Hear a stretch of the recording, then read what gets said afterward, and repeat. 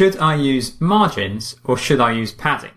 In this bubble tutorial, I'm going to give a few examples because this is a common theme that I see in the bubble coaching that we run at Planet No Code, where we do one-to-one sessions helping bubble creators just like yourself develop and overcome issues that they've got with their bubble apps. And we experience this quite a lot with I say clunky layouts.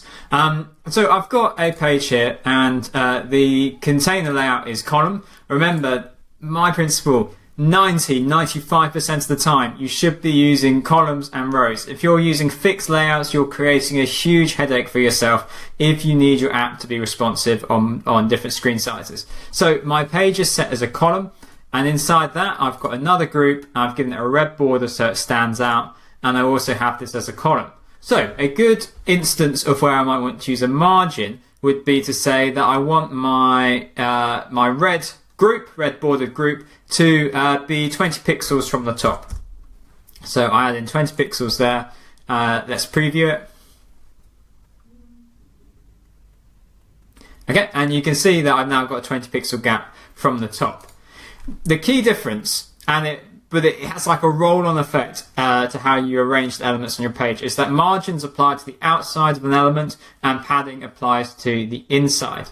So let's put a group inside of my red bordered group, and I'm going to give this a background color so that it's very clear. I'll go green so it stands out. And so let's say that I want my green to occupy the whole width of my red bordered group. So I go into layout, change the green group's layout to row, for example. That gives me all of these extra options. And then I just set this to 100% because I want it always to take up the full width of the red bordered group.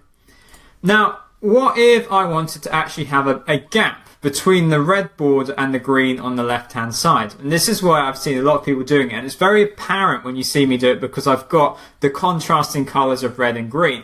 But often, well, let me show you. If I go onto my red group, green group, and I think, right, yeah, I want, let's say 40 pixels in from the left hand side. And so I add in 40.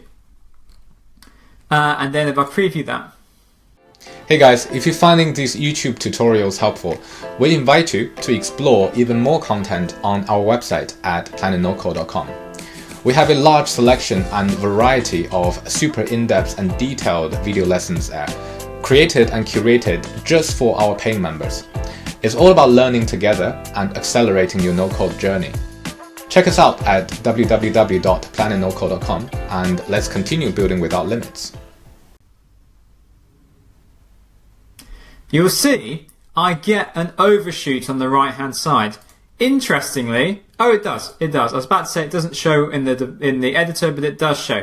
Overflow is the CSS term onto the right hand side, and that's because my green group is always going to have its width set to 100% of the width of my red one.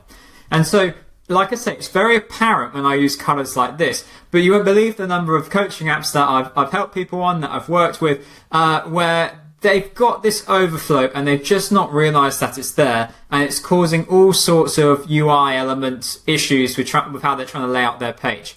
So the correct way to do this is not to apply a margin to the child element, so I'm going to get rid of the left-hand margin there, but is to apply a padding to the parent element. So I can say 40% there, and okay, I'm not getting the overflow, and I could even put 40% on the 40 pixels on the right-hand side. Let's preview that.